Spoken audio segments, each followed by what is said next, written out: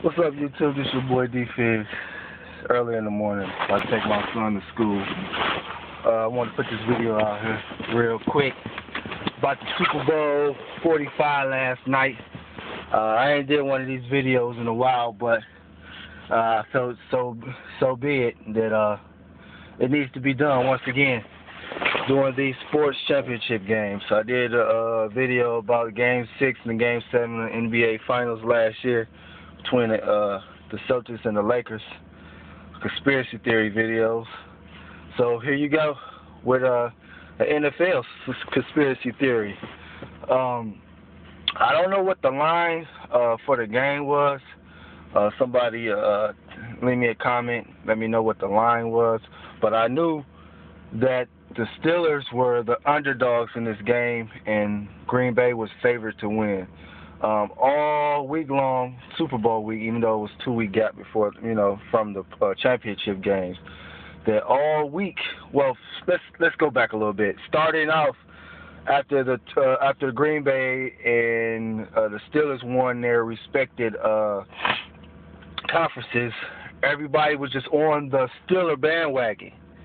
Everybody was on the Steeler bandwagon. Okay. Then that was the whole first week that I noticed. ESPN, newspapers, anything, I came across, everybody was on the Steeler bandwagon. Then the following week, everybody jumped on the Green Bay bandwagon. Well, with me, folks, I'm a fan of all sports. I have been since a kid, but as I got older, I started paying attention to the betting line. Anything and everything is a business, and it's all about money first. All about money first. So money dominates everything. I don't care what how you feel about anything, but right with sports, money dominates everything. So when you start thinking about a winner in a championship game or this or that, and sometimes that one team can outmatch the other team easily, you still have to think in a positive, educated. Let's say educated. You got to take an educated decision about how are these businesses are going to get their money, and also how they're going to go about promoting their product. Let's go back to 2001 when the Raiders played the Tampa Bay Buccaneers in the Super Bowl. The Raiders were a heavy favorite to win that Super Bowl. They had a lot of all-pro football players on that team. Even Charles Woodson was on that team. But you know what happened in that game? Tampa Bay blew the Raiders out. Okay?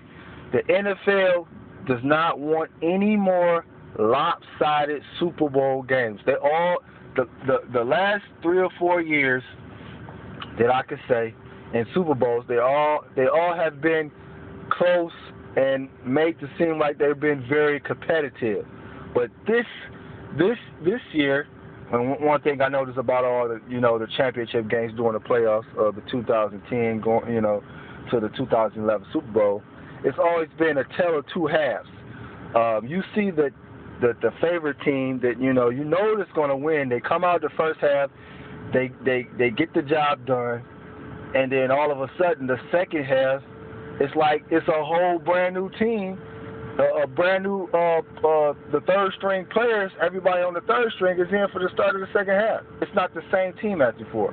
And what I'm saying is, we noticed that when Baltimore played the Steelers, and Baltimore had a big lead and they blew it, and so on and so on. We know how the Patriots play at home and how they lost their game to the Jets. And now with this Super Bowl, we noticed how Green Bay had came out and dominated the game the first half with mistakes. The score was 21-3 at a certain point in that game.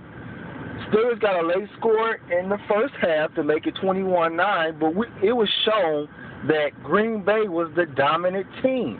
The start of the second half, Green Bay comes out with 3 straight penalties, personal, and included in those 3 straight penalties were personal foul penalties. They contained the run the whole first half. The start of the third quarter, they could not stop any of those guys. Mendenhall, they brought in Moore. He got a couple good rushes, and Redmond.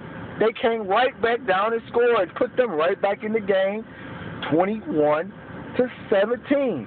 Again, I'm going to go back to the drop balls.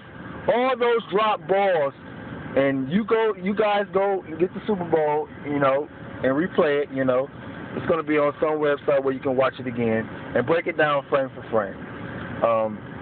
Aaron Rodgers only had a few bad passes, okay?